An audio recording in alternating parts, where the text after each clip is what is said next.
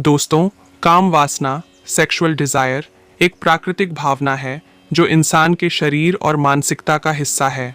इसे नकारा नहीं जा सकता, लेकिन इसे नियंत्रित करने की आवश्यकता होती है ताकि यह हमारे जीवन को संतुलित बनाए रखे।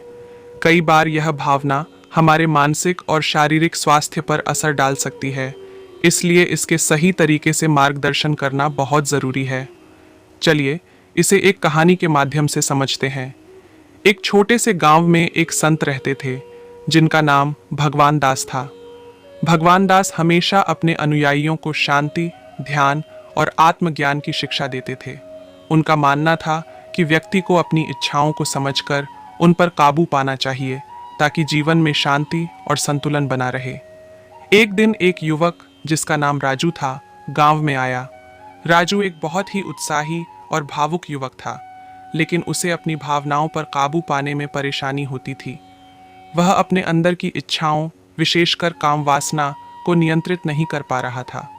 उसकी यह स्थिति उसे मानसिक शांति नहीं दे रही थी और वह असंतुष्ट महसूस करता था।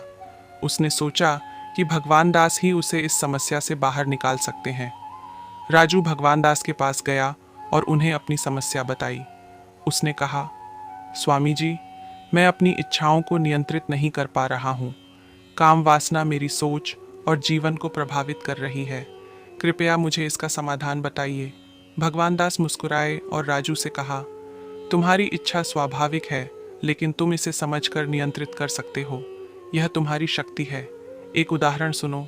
मान लो तुम नदी के किनारे खड़े हो। नदी का पानी बहुत तेज बह रहा है। अगर तुम उसमें कूद जाते हो तो तुम्हारा संतुलन टूट जाएगा और तुम बह जाओगे। लेकिन अगर तुम शांत रहकर एक मजबूत स्थान पर खड़े रहते हो तो पानी तुम्हें प्रभावित नहीं करेगा। यही तुम्हारा जीवन है। तुम्हें अपनी इच्छाओं के तेज बहते पानी को देखना है, लेकिन बिना बहकर स्थिर और मजबूत रहकर उस पर काबू पाना है।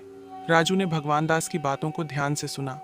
उसे समझ में आया कि इच्छाओं को दबाना या नकारना समाधान नहीं हो सकता। इन इच्छाओं का सही तरीके से प्रबंधन करना आवश्यक है। उसने तय किया कि वह अपने जीवन के लक्ष्यों पर ध्यान केंद्रित करेगा और अपनी भावनाओं को समझदारी से नियंत्रित करेगा। राजू ने भगवान दास की सलाह का पालन करते हुए ध्यान और आत्मनिर्णय की प्रक्रिया शुरू की।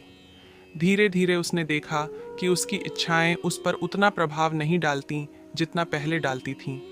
उसने समझा कि आत्मनियंत्रण ही सच्ची शक्ति है, और जब हम अपनी इच्छाओं को समझकर नियंत्रित करते हैं तो हम मानसिक शांति और संतुलन पा सकते हैं।